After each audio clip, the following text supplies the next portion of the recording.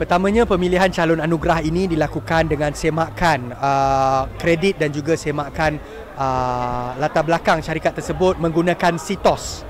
So CITOS ni dia rakan due diligence lah, rakan semakan kredit kita. Dan bukan tu sahaja, kita jadikan CITOS ni sebagai rakan untuk majlis anugerah ni kerana mengambil prinsip tabayun. Jadi kita semak betul-betul supaya kita memberi anugerah ni kepada jenama yang betul-betul layak. Dan anugerah ini tidak ada istilah yang mana kita jual table atau kenakan sebarang pembayaran bagi mana-mana penerima anugerah ni untuk terima anugerah tu. So insya-Allah kami nak pastikan, kami nak tekankan bahawa setiap jenama yang terima anugerah daripada jenama Islamic Distinguished Enterprise Award adalah jenama yang benar-benar layak. Okey, saya tak berapa ingat, tapi tak silap saya ribu kita, tapi kita went through a lot,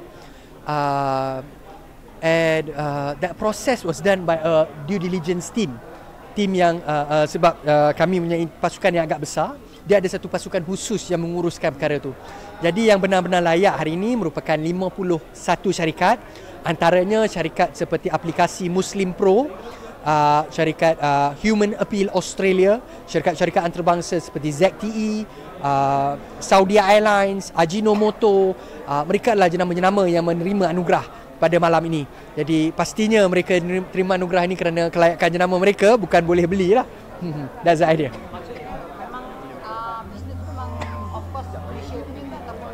Dia ada jenama daripada jenama tempatan ataupun jenama antarabangsa. Jadi kita ada yang berada di Malaysia. KNKV Group ni adalah sebuah jenama produksi, pengiklanan dan juga latihan dan juga penganjur acara.